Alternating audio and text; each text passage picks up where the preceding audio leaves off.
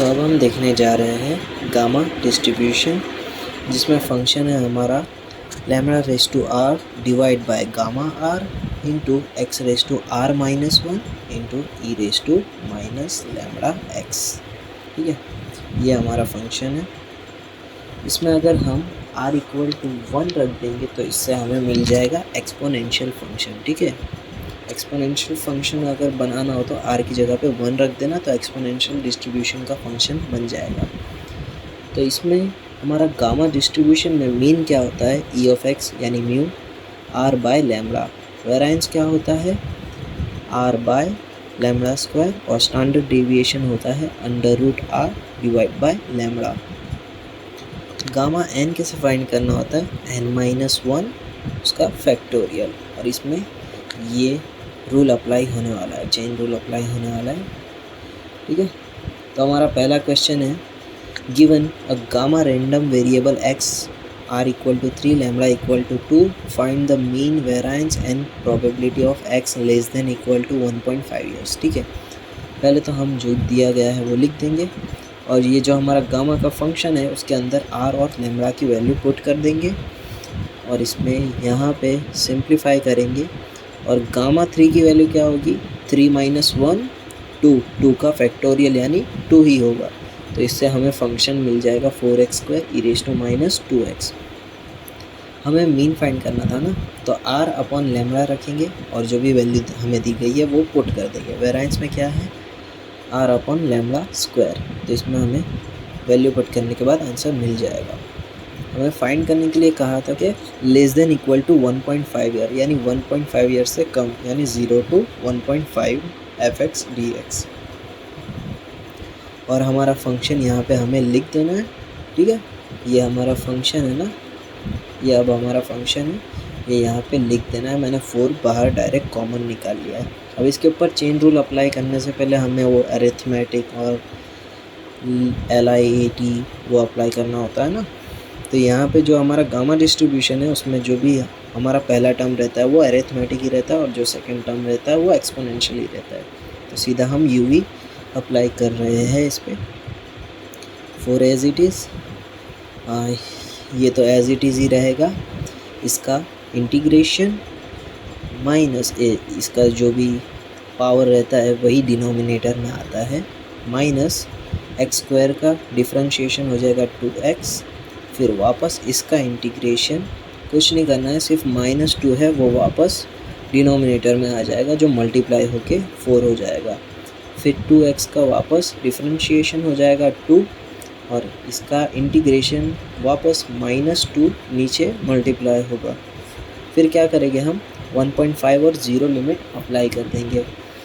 इसमें हम लिमिट रख देंगे, तो ये टर्म तो इसको हम सिंप्लीफाई करेंगे, और ये टर्म क्या होगा, 2 यहाँ से 2 कैंसिल हो जाएगा, यहाँ पे बचेगा -4, और ई रेज टू 0 होता है 1/4, तो यहाँ पे आएगा हमारा 1/4, और 1.5 रखने के बाद हम और सिंप्लीफाई करेंगे। फिर क्या किया हमने, ई रेज टू -3 को हमने कॉमन निकाल लिया, इसका square divide by -2 minus 3 divide by 4 plus 2 divide by -8। ठीक है, फिर ये हमें सिंप्लीफाई कर देना है कैलसी से। ठीक है, कैलसी से सिंप्लीफाई करोगे तो आंसर आ जाएगा।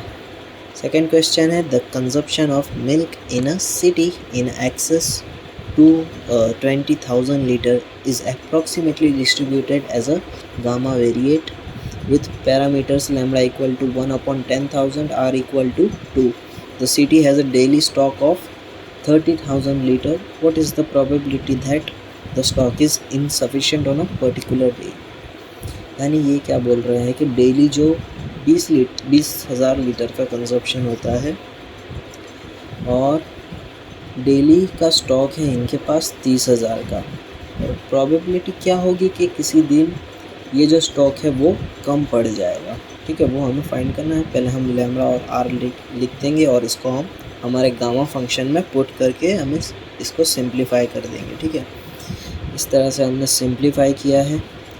ये तो 2 - 1 1 ही हो जाएगा, तो फिर यही चीज़ वही है, ये भी 2 - 1 1 ही हो जाएगा। ठीक है, और ये डिनोमिनेटर में आ गया, सही है। ठीक है, यहाँ पे क्या हुआ है कि 30,000 का स्टॉक है और उसमें से रोज़ का जो डेली है, डेली कंजप्शन, वो है 20,000।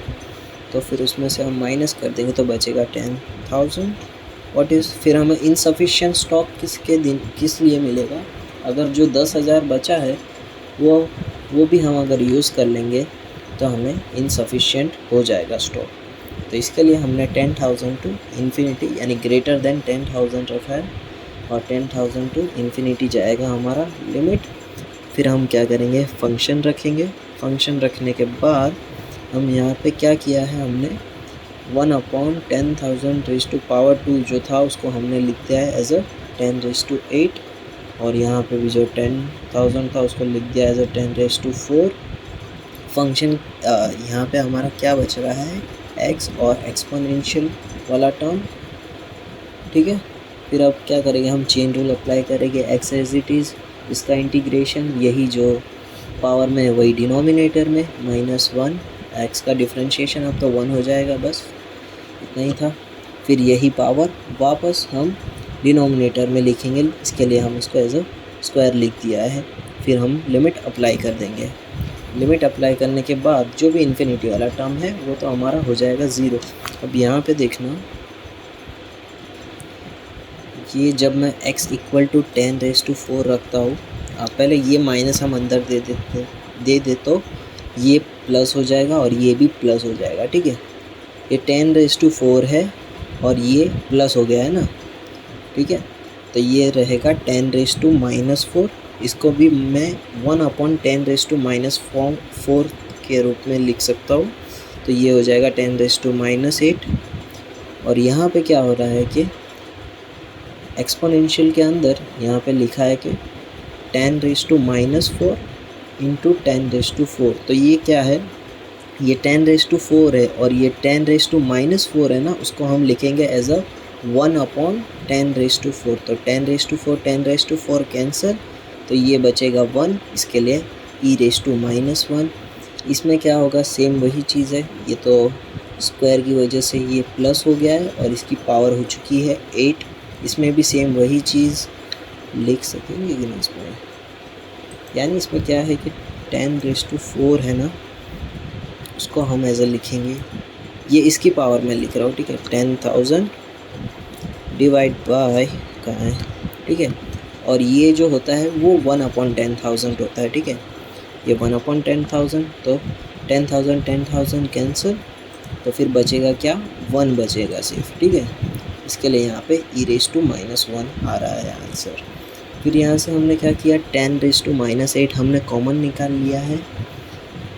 फिर यही वही चीज़ जो अभी हमने यहाँ पे लिखी थी, ये 10 रेज़ टू 4 वापस ऊपर चला जाएगा और ये दोनों कैंसिल, और ये दोनों भी सेम है, तो इसके लिए ये दोनों भी हो जाएंगे 2 e रेज़ टू -1। फिर क्या करना है, फिर सिंप्लीफाई कर देना है एक्सपोनेंशियल की वैल्यू रख के, ठीक है।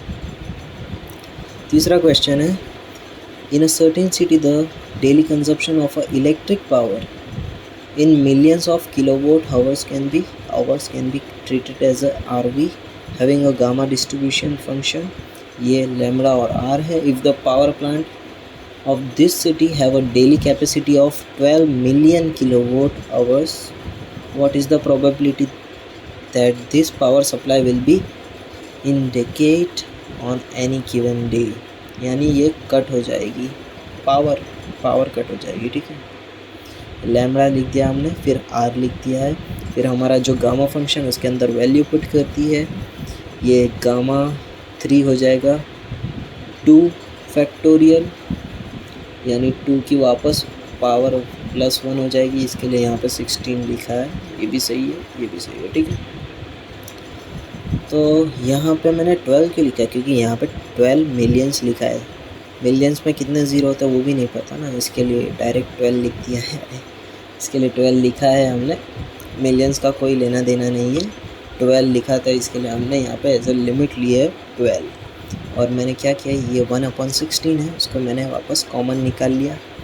ये तो हमारा एरिथमेटिक, और ये एक्सपोनेंशियल, चेन रूल अप्लाई करेंगे, x² एज इट इज़, इसका इंटीग्रेशन, यही पावर में जो है वो डिवाइडर में, एक्स स्क्वायर का डिफरेंशिएशन होगा 2x, फिर वापस पावर नीचे मल्टीप्लाई होगी तो माइनस हट चुका है, प्लस वापस फिर इसका डिफरेंशिएशन 2 हो जाएगा और यही पावर वापस डिनोमिनेटर में।